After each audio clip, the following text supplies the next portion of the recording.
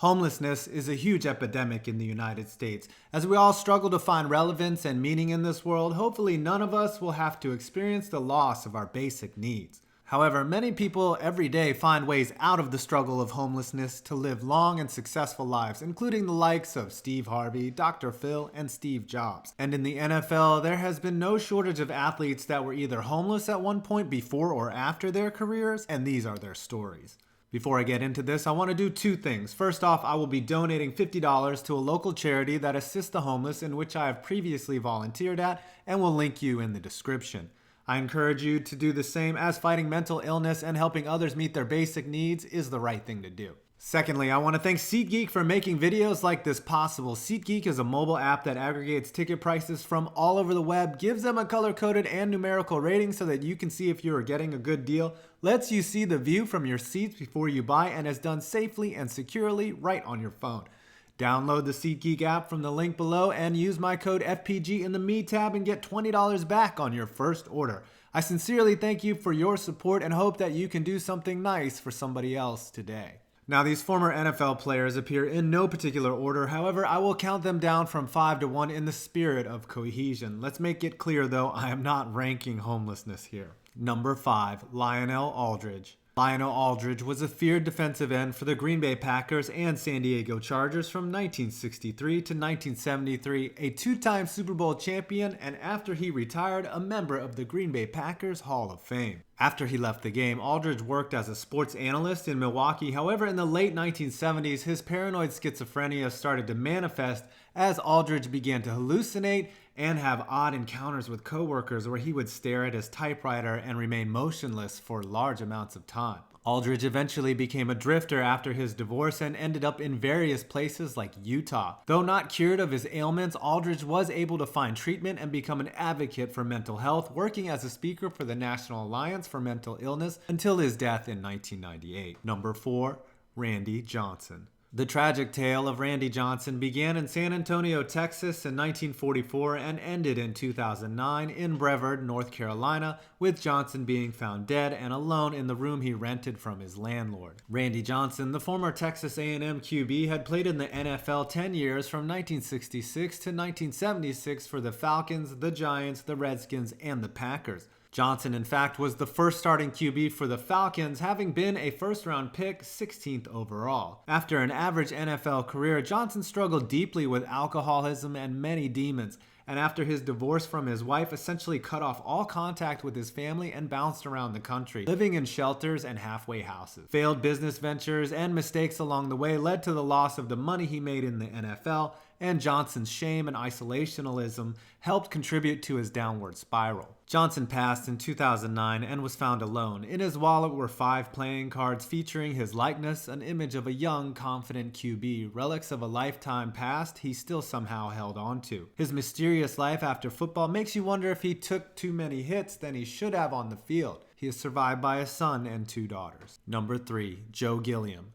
Joe Gilliam was a 2-time Super Bowl champion with the Pittsburgh Steelers in the early 70s and one of the first black starting QBs in the league after beating out Terry Bradshaw in 1974 and being featured on the cover of Sports Illustrated before the season started. But things wouldn't go so smoothly from there, as Gilliam battled with drugs and substance abuse that led to several bizarre and tragic events in his life, including being beaten by perpetrators in an abandoned parking lot in 1980 that left him with severe head injuries. Gilliam would eventually sell his 2 Super Bowl rings and live in various states of homelessness and go through stints of rehab for the rest of his life, battling drug addiction and his demons. Gilliam died of a cocaine overdose in 2000 at the age of 49. He is survived by his daughter, R&B singer Joy, and his son, rapper Big Gip of the Goody Mob. Number 2, Dick Night Train Lane.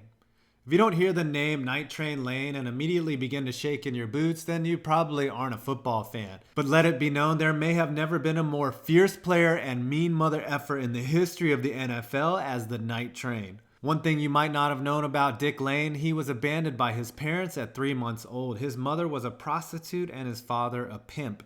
In 1928 in Austin, Texas, he was found covered in newspapers in a trash can. Lane was adopted and raised by single mother Ella Lane, who had 4 children. Lane would grow into a fearsome, angry, mean football player who didn't take shit from anyone as he built a Hall of Fame career playing for the Rams, the Cardinals, and the Lions from 1952 to 1965. As a defensive back, he was a 7-time Pro Bowler and recorded an NFL record 14 picks in 1954. Lane led a normal life after football and managed Detroit's Police Athletic League from 1975 to 1992, passing in 2002 in Austin, Texas, his hometown. Number 1. Michael Oher. Just overcoming homelessness and becoming a professional athlete is an accomplishment in and of itself. However, very few people have a blockbuster movie made about the story of their life. Michael Oher was born in Memphis, Tennessee, one of 12 children born to Denise Oher, who battled with alcohol abuse and crack cocaine addiction. His father, Michael Williams, was frequently in and out of prison. Oher went through various stages of homelessness and foster care from the age of 7, struggling with discipline and academics. However, when he played football as a freshman in high school, his size and talent was immediately noticeable, and he was essentially recruited and given a scholarship to play for the Briarcrest Christian School in Memphis, a private school. Oher was adopted by Sean and Leanne Toohey, affluent residents of Memphis. Oher and the Tooheys were featured briefly in the book The Blind Side by author Michael Lewis in 2006. Oher went on to play at Ole Miss and was All-American in 2008, and his story of perseverance and his circumstances led to the fictionalized movie about him, which highlighted his impoverished upbringing and alleged scandal involving his grades at Ole Miss. Oher would be drafted into the NFL, where he enjoyed a lengthy career which included a Super Bowl win with the Baltimore Ravens in Super Bowl 47. Oher was last with the Panthers, however, injury has essentially ended his career. Oher wrote an autobiography in 2011 called I Beat the Odds. If you are someone or know someone struggling with mental issues, substance abuse, or homelessness, please do not sit on the sidelines and wait for something to change. You can make a difference in a life. I am providing some links below of some organizations that can help you or someone you know. Thank you for watching this video, and again I want to thank SeatGeek for making videos like this possible. Don't forget to download the app from the link below and enter in my code FPG in the Me tab, and maybe you can pay the $20 off your first order forward to one of the organizations I've listed below. Please leave a like, comment, or subscribe, and as always, I'm 5 Points Vids, and you made it to the end of this video.